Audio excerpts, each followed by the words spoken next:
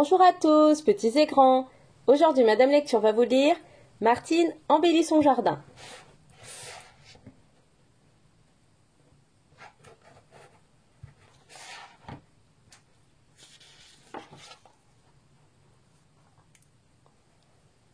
Le papa de Martine vient d'acheter une maison à la campagne. Pour y arriver, il faut passer le pont sur la rivière et tourner à droite.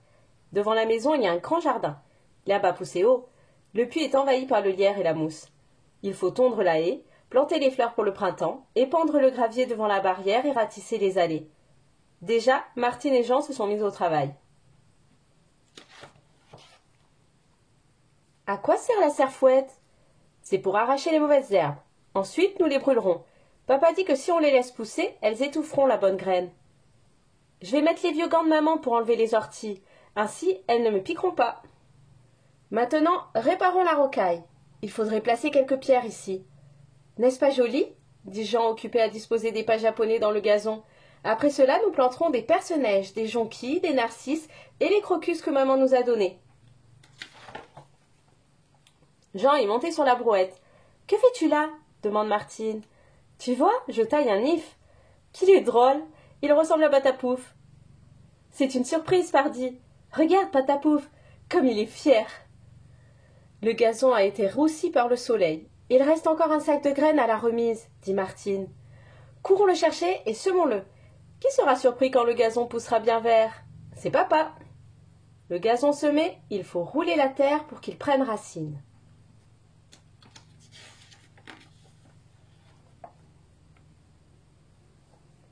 Cela ferait bien s'il y avait quelques fleurs auprès du vieux puits. J'ai une idée, dit Martine. Allons chercher de la terre. Pourquoi? Pour dresser une corbeille, nous y planterons des tulipes, des pensées, des salvias. On se met à l'ouvrage. Oh là, voici que la brouette s'enfonce. Que faire? Mettons une planche et des cailloux. Au fond du jardin coule un ruisseau. Dressons un barrage, dit Martine. L'eau va monter. Nous aménagerons un étang avec une cascade. Ici, nous ferons une crique de sable. Crois-tu que nous pourrons pêcher des truites entre les nénuphars? Bien sûr que non. Les truites vivent dans les rivières où le courant est rapide. Alors nous achèterons des poissons rouges et nous les mettrons dans notre étang. On pourrait aussi élever des canards, si papa veut bien en acheter quelques-uns, dit Jean. Où va-t-on placer le petit sapin que le pépiniériste a donné au papa de Martine?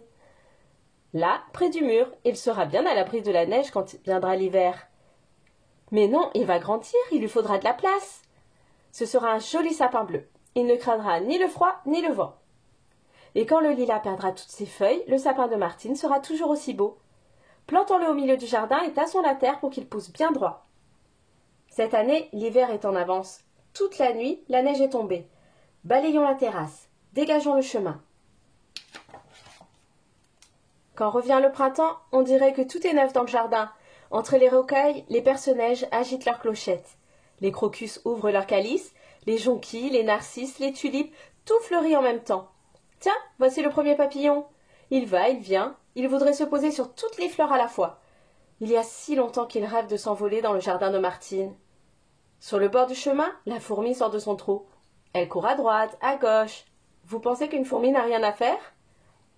Le merle siffle, Patapouf fait des cabrioles. Le chat du voisin sent bon la menthe et le thym. Tout le monde a le cœur en fête. Mais que d'ouvrage dans le jardin! D'abord, se dit Martine, nous allons sortir de la remise la table en fer et les chaises pour les mettre sur la terrasse. Oui, mais il faut repeindre la table. Voici un pot de peinture blanche. Pendant que Jean préparait la peinture, Martine est allée chercher le parasol, les chaises en fer forgé et aussi le cheval de bois pour le petit frère. Sur la terrasse, il y a une jolie glycine. C'est un endroit agréable pour jouer quand il fait beau. Sur la pelouse, on a placé la brouette avec les géraniums.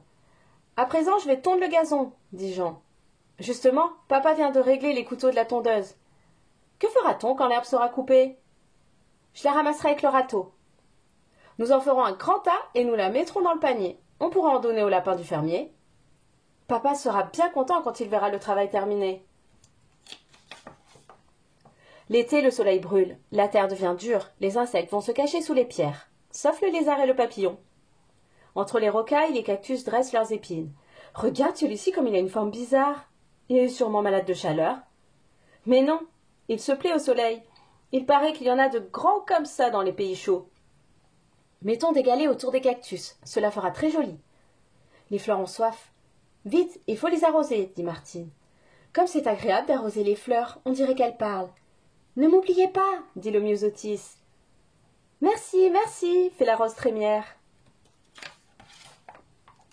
Elles sont si jolies, les fleurs dans la rosée du matin. Les pensées vous regardent avec leurs yeux de velours. Le muflier attend son ami l'abeille. La reine Marguerite vous dit « Bonjour, bonjour » sur la pointe des pieds.